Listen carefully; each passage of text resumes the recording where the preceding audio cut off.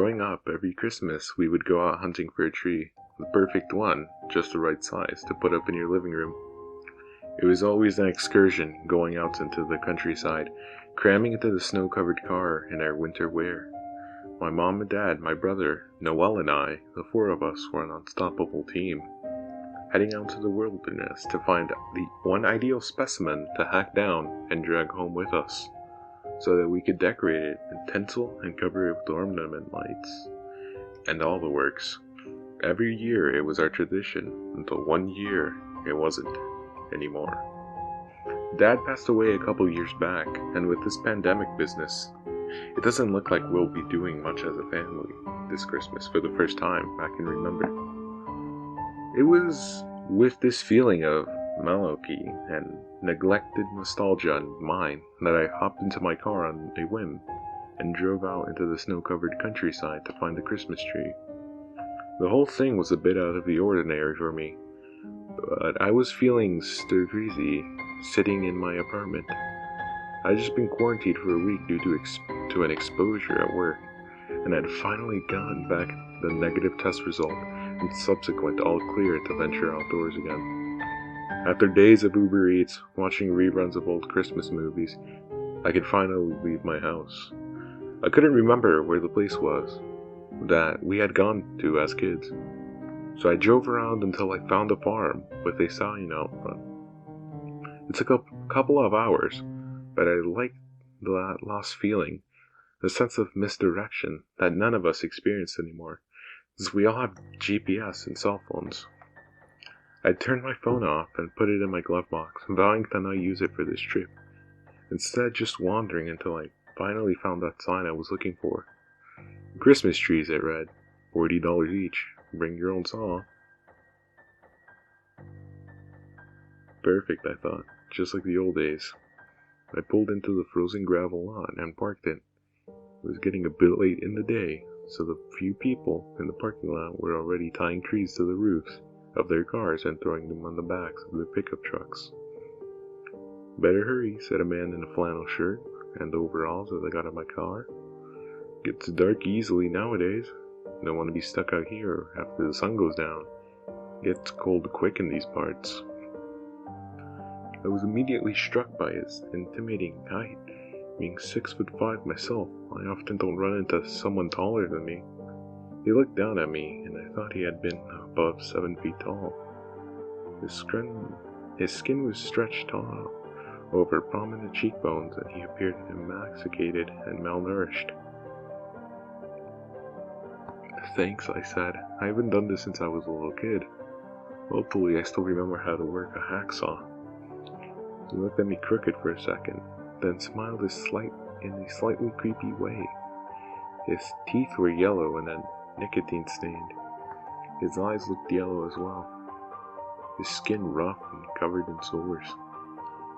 You never forget how to use a hacksaw. It's like riding a bike. But remember what I said about the darkness and the cold. You from around here? Yeah, more or less. Why? He watched me for another second, chewing a wad of something sticky and brown in his mouth as he did. Just make sure you come back to your car by sundown. Lots of animals out, and not much to eat in this time of year. What kinds of animals? All kinds, wolves, coyotes, other things too. I assumed he was the unstable owner of the place, and guessed by his comments that he was slightly insane. One of his eyes was looking at me, and the other was staring off into the distance. The parking lot was soon abandoned, as all the other cars seemed to leave at the same time. As I prepared to go out, trudging through the snow, buttoned it up with my hacksaw in hand, I proceeded into the forest of Christmas trees, and he stood and watched me go. Near the parking lot, the trees were all too large to fit in my living room.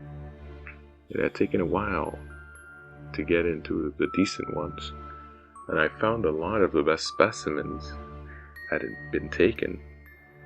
This one had a hole the size of a basketball in the post. This one was already starting to turn brown and look sick. Too small, too large, too skinny, too tall, too fat, wouldn't fit. Before I knew it, I realized I was having trouble seeing where I was going. The sun had suddenly setting behind my back. I tripped over something and fell in the snow. When I got up, my gloves were damp, and I realized my feet were starting to grow numb. It was suddenly getting very cold. Okay, I thought to myself, just pick one and get out of here. All the trees looked sick and dying, I realize now. They were missing large sections. None of them looked stable for use. I settled on a random one after another couple minutes and quickly hacked it down with a saw. By the time I was done, it was pretty much completely dark outside. Thought again about the man's warning to return to my car before it got dark, and started to get nervous and wondered why he'd be so insistent. Perhaps there are wolves, the voice in my mind said, or bears. Maybe there are wendigos. Why did I have to think about that? As I walked through the knee-deep snow, dragging the sick-looking tree behind me, I remembered what I had read about them. Wendigos were a creature first mentioned in Canadian First National folklore. I had once done a project on them for school. I discovered through research that a Wendigo is evil. Malevolent spirit is fueled by greed and loves the gold. It prefers its victims hungry, like those found in remote regions. During winter months, it possesses people and causes Wendigo psychosis, a condition diagnosed by psychiatrists. Symptoms include craving for human flesh. Those who are possessed want to eat people. For every person that creature kills and consumes, its gaunt and skinny frame grows taller, thus never feeling satisfied. It is towering in its height, thin and human-like, but motivated only by greed, and it is insatiable hunger for human flesh. Wendigos tend to appear in the winter when food is scarce. They love the cold. They are drawn in by starvation and ice-cold freezing despair. Snap out of it, I told myself. I thought I heard something. Footsteps in the snow behind me. I stopped walking and turned around quickly to look. No one. I began to walk again. The darkness was no longer total. My eyes had adjusted enough not to trip. And as I trudged on through the deep snow, dragging the tree by its trunk, that's when I heard the sound again. Footsteps. Closer this time. Movement of another person walking in the snow. I turned around and the sound stopped, but I had been sure of it this time. Someone was following me. Hello?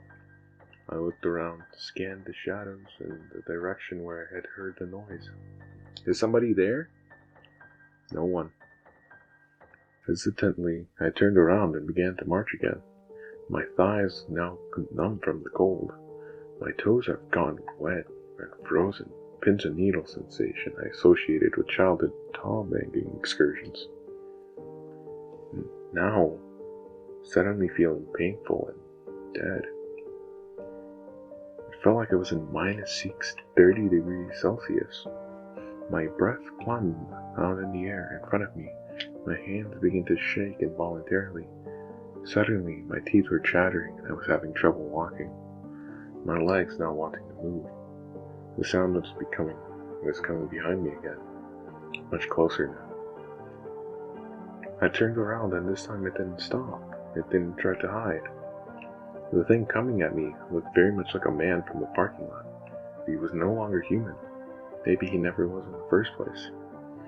His plain shirt was torn and it looked like he had grown taller than before. He was not pushing 8 feet. Drawn eyes, full of hate and hunger, stared at me as he raced toward me. His long legs was making him move quickly in the snow. For a moment, I froze there. In more ways than one, I felt like the closer he got, the colder it was. And if anything propelled me to escape from him, it was that. I didn't want to feel that freezing dread for 1 second longer. It felt like death. My heart racing, I dropped the tree and ran. The fear I felt as I raced through the snow was indescribable. Have you ever been so afraid. Your body doesn't feel real anymore. Your muscle memory doing everything for you, telling your body to run, and you don't even have time to think. You just run. The problem is, when there's an 8-foot tall Wendigo chasing after you, and they're obviously hungry and fast as hell, that's when it doesn't matter how quick you can run, because you're still going to die. I heard him gaining on me. I knew if I looked back I would die. It was that brief momentary lack of focus was enough to cause my demise. My heart skipped a beat as I felt it swipe my clothing and nearly grab a hold of me. I realized I would never get away by running like this. I could hear its breathing behind me, very close, breathing heavily as I ran. Headlights flashed suddenly, illuminating me. I heard the Wendigo scream and duck away. The parking lot was to my left, I realized. I had reached it just as the creature was about to grab a hold of me. It would have still not, if not for this one random person, into the parking lot. I heard the Wendigo running off back to the trees, clearly terrified of the light. My heart hammering, I walked towards the parking lot. I wanted to thank whoever was in the car, since they had saved me, even if it hadn't been intentional. Interestingly, the car looked familiar. I realized as I walked over to it. My older brother, Noel, rolled out his window, and the expression of his face revealed a total lack of surprise or other emotion. Noel, you saved me, man, thank you. There was something chasing me out in the woods. A Wendigo? He asked. Yeah, how'd you know? And how did you know I was out here? Mom told me you were looking out for a tree, and there's only a couple places you can go these days. I got word for you, but I remember what Dad always told us. The memories started to flood back to me. I had forgotten what my father had warned us over and over again. No wonder the advice from an old man in the parking lot had been so familiar. Never go hunting for Christmas trees after the dark, I said. But what does that have to do with Wendigos? Man, think about it. Those guys love the cold, right? And they love it when people are hungry. What are the two things you always remember feeling when you went looking for Christmas trees as kids? My stomach rumbled again louder this time. Why had I skipped dinner before coming here? Point taken, my whole body was completely frozen solid, totally numb, and I'm starving. I got into my car with one last parting glance at the woods. Yellow eyes gleamed from the darkness. Maybe I'll get a veggie burger for a little while.